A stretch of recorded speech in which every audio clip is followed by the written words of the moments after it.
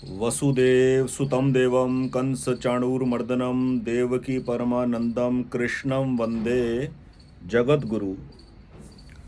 जय श्री कृष्ण। सर्वे भवन्तु सुखिन। Dear friends, welcome in this new video. आज की इस वीडियो में हम चर्चा करेंगे मारक भाव के स्वामियों की दशा में क्या एक्सपीरियंस होता है आदमी को ज़िंदगी का, कैसी फीलिंग्स होती है और कैसा लगता है।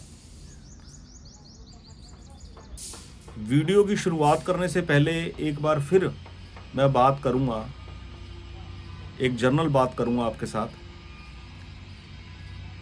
हम अपनी ज़िंदगी को सुव्यवस्थित करने के लिए, वेल इक्विप्ड, वेल प्लान्ड करने के लिए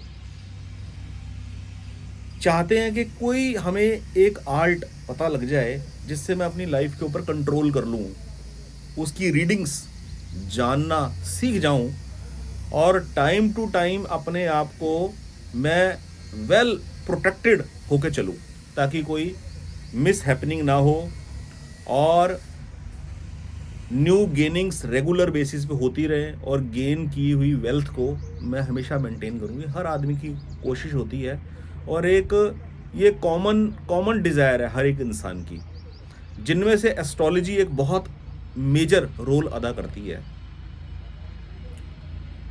एस्ट्रोलॉजी कहीं से भी सीखे आदमी, कितनी भी सीखे, कितनी भी किताबें पढ़े, मेरा अपना पर्सनल तजुर्बा है ज़िंदगी का। एस्ट्रोलॉजी के अंदर प्रेडिक्शन निकालना, यानी कि किसी एक मुद्दे को कॉन्स्टेंटली एक्सेप्ट करना, यही रीज़न है एस्ट्रोलॉजी एंगल से, और इसी का रेक्टिफिकेशन करना बनता है। दैट्स इट, बस एस्ट्रोलॉजी का इतना रोल है। इस मुकाम तक पहुंचना ही सबसे बड़ी अचीवमेंट है, और ये अचीवमेंट अपने एफर्ट से नहीं होती, ये सिर्फ और सिर्फ परमात्मा की कृपा से ही पॉसिबल है। किसी अच्छे गुरु के माध्यम से पॉसिबल है। कोई अच्छा गुरु का सानिध्य मिल जाए तो वो अपने कुछ सूत्रों के माध्यम से इंसान को ये वाली बात बता दे कि इन सब पॉइंट्स को आप ध्यान रख सकते हो।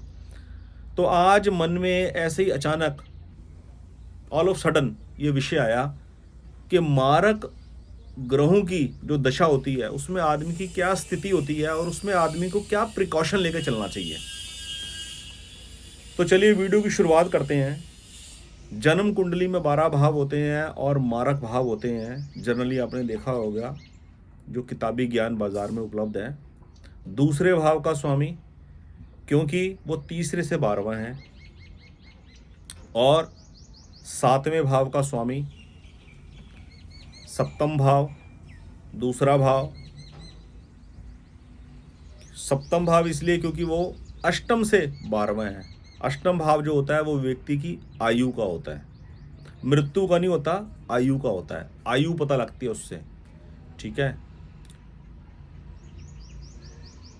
दूसरा 7वां और प्रबल मारक भाव जो होता है वो होता है 12वां, क्योंकि वो लगन भाव से 12वां है। इसलिए इसमें सबसे प्रबल मारक भाव जो होगा वो होगा 12वां भाव।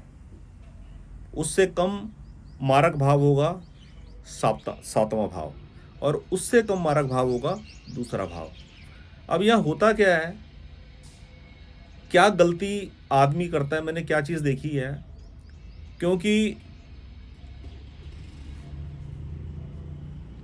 धन भाव भी कहलाता है दूसरा भाव, तो आदमी क्या करता है, धन भाव होने की वजह से धन का प्रभाव मेरे जीवन में बना रहे, धन का कोई ना कोई रिसोर्स क्रिएट हो, पॉजिटिविटी बनी रहे, धन भाव के स्वामी का आदमी रत्न धारण कर लेता है, मैंने नोट किया। अब इस गलती को अगर सबसे ज़्यादा मेजर मैंने अगर देखा तो वो सिंह लगन वालों के कुंडली में देखा। सिंह लगन की जन्म कुंडली के अंदर बुध जो है वो दूसरे भाव के स्वामी बनते हैं। तो आदमी क्या सोचता है कि बुध दूसरे भाव धन भाव के स्वामी है, तो साथ में वो आय भाव के स्वामी भी है, क्योंकि मिथुन राशि 11वें भाव में पड़ेगी। 11वां भाव आय भाव है और दूसरा भाव धन भाव है। तो बुध जैसा ग्रह मेरे आय भाव का स्वामी भी है और धन भाव का स्वामी भी है, तो क्यों ना मैं बुध का रत्न पहन लूँ, बड़ा बेनिफिशियल होगा। सिंह लगन के जातक के लिए बुध का रत्न पन्ना किसी भी हाल में लाभदायक नहीं होता। क्यों?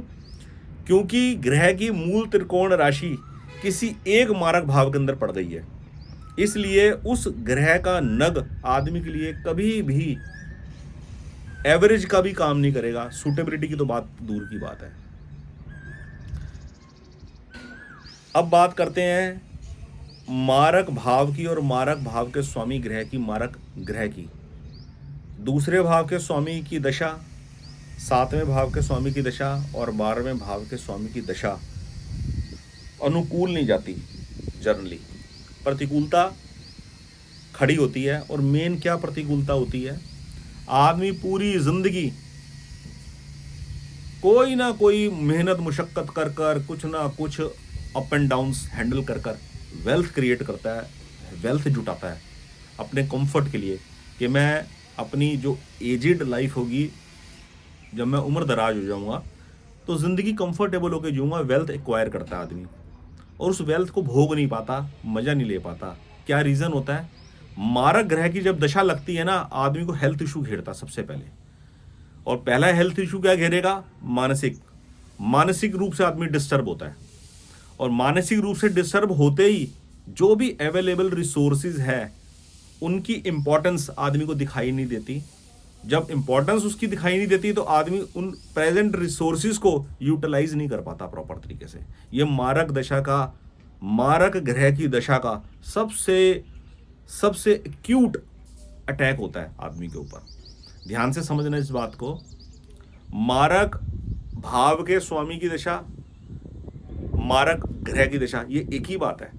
यानी कि मारक भाव के स्वामी की दशा, 12वें भाव के स्वामी की दशा और मारक ग्रह की दशा यानी कि 12th हाउस का जो लॉर्ड है उसकी दशा, बात एक ही है।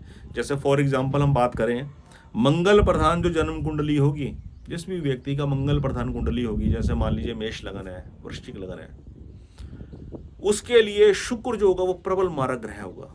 शुक्र की महादशा, शुक्र की अंतरदशा आदमी को रौंद के रख देगी, रौंद के। कैसे? मेंटली इतना प्रेशराइज उसको कर देगी कि आदमी को मौजूदा परिस्थिति के अंदर जो भी सुख है ना तो वो दिखाई देगा और ना उसको उसकी इंपॉर्टेंस महसूस होगी, ना उसको यूटिलाइज करना उसको प्रॉपर तरीके से आएगा। जल्दबाजी में अपने आप को डिप्रेशन से, एंग्जाइटी से, प्रॉब्लम से छुटकारा पाने के लिए जल्दबाजी के अंदर कोई ना कोई गलत आदमी स्टेप ले लेगा और वो गलत लिया गया स्टेप जिसकी रिकवरी उसे कई लंबे समय तक खींच देगी। ये गलती होती है मारक ग्रहों की दशा के अंदर। सबसे एक्यूट जो पॉइंट होता है वो होता है हेल्थ का और वेल्थ का। लाइफ के अंदर दो ही पिलर है मेन, एक हेल्थ और एक वेल्थ। जब भी मारक ग्रह की दशा चलेगी, हमेशा ऑल ऑफ सडन हेल्थ के ऊपर कोई इशू बनता है या कोई वेल्थ के ऊपर इशू बनता है।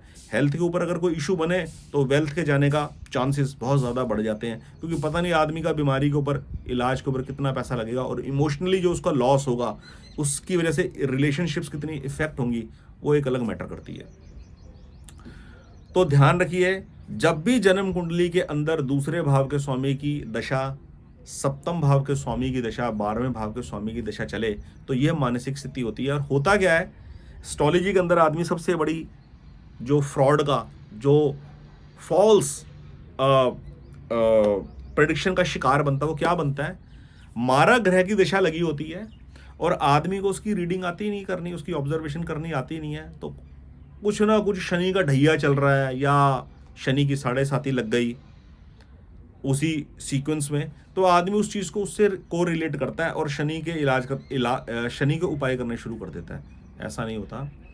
मारक ग्रह की जब भी दशा चलती है, जब भी मारक ग्रह की दशा चलेगी, हमेशा जो रत्न है वो लग्नेश का और सुख भाव के स्वामी का और भाग्य भाव का स्वामी का, इन तीन में से किसी एक भाव के रत्न को कंसिडर किया जाता है।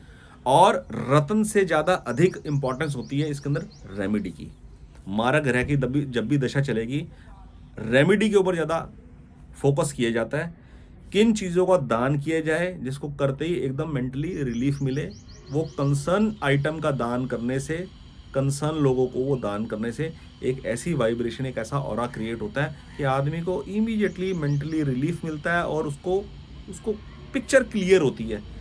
प्रेजेंट सर्कमस्टांसिस में क्या ट्रबल क्रिएट हुई है, इसको कैसे हैंडल किया जाए, इसका क्या सॉल्यूशन है, कितने टाइम के लिए इसको होल्ड डाउन किया जाए, काउंटर डिसीजन ना लिया जाए, that kind of wisdom create होती है ऑटोमेटिकली। तो ये मारक ग्रहों की दशा का ये प्रभाव होता है कि हेल्थ और वेल्थ दोनों को इफेक्ट करती है और प्रॉपर रेमेडीज इसमें एडॉप्ट की जाए और छोटा सा कोई थोड़े समय का पूजा पाठ का क्रम मेंटेन किया जाए। पूजा पाठ हमेशा मैं ये वाली बात बोलता हूँ, कभी भी मल्टीटास्किंग नहीं करनी, अलग अलग देवी देवताओं के पाठ नहीं करने कि मैं ये भी करता हूँ, मैं ये भी करता हूँ, मैं ये भी करता हूँ, उससे पता नहीं चलता, उससे कुछ मज़ा नहीं आता। मूल में परमात्मा एक ही है, किसी भी रूप में उनको आप ध्याओ, किसी भी रूप में आप उनको उनके आगे प्रार्थना करो। बस आज की इस वीडियो में फ्रेंड्स मारक दशाओं के बारे में इतना ही बात करेंगे बस। बाकी आपकी लाइफ में कोई कंफ्यूजन है, आपको डिसीजन लेने में डिफ़िकल्टी आती है, आपको समझ नहीं आता मुझे प्रेजेंट सिचुएशन को कैसे हैंडल करना है, मुझे कैसे उसमें से बाहर निकलना है, और आपका एस्ट्रोलॉजी में बिलीव है और आप अपनी जन्म कुंडली का विश्लेषण करवाना चाहते हैं, तो आप मेरे से पेड सर्विस ले सकते हैं। मैं यहाँ बोलना चाहूँगा, सर्विस को पेड इसलिए रखा गया है कि फ्री की एडवाइस की कोई वैल्यू नहीं होती, कोई फ्री की एडवाइस को मानता नहीं है। और पेड सर्विस के अंदर एक ही होता है कि जिम्मेवारी होती है कि आदमी सामने वाले को कन्विंस करने में टाइम देता है, उसको प्रॉपर समझाने में अपना टाइम कंज्यूम करने में उसको ऑड फील नहीं होता। तो इसलिए एक फ़ी रखी गई है पेड सर्विस के लिए। अगर आप अपनी जन्म कुंडली का विश्लेषण करवा कर ये पूछना चाहते हैं कि लाइफ में कोई ऑब्स्टेकल एस्ट्रोलॉजी की वजह से है, तो विश्लेषण कर ये बात बताई जा सकती है। कंसर्न जेमस्टोन बनता है तो धारण करना बनता है, otherwise you just adopt only simple remedies and offer do your simple puja paath, पूजा अर्चना, दैट्स इट। इसी से आदमी के जीवन में बहुत रिलीफ मिल जाता है, बहुत मेंटली रिलैक्स मिलता है, ऑरा पॉजिटिव बनता है, डिसीजन लेने की कैपेसिटी बनती है अपने आप में। चलिए फ्रेंड्स, आज की इस वीडियो में बहुत बहुत धन्यवाद। जय श्री कृष्ण, आपका दिन शुभ हो।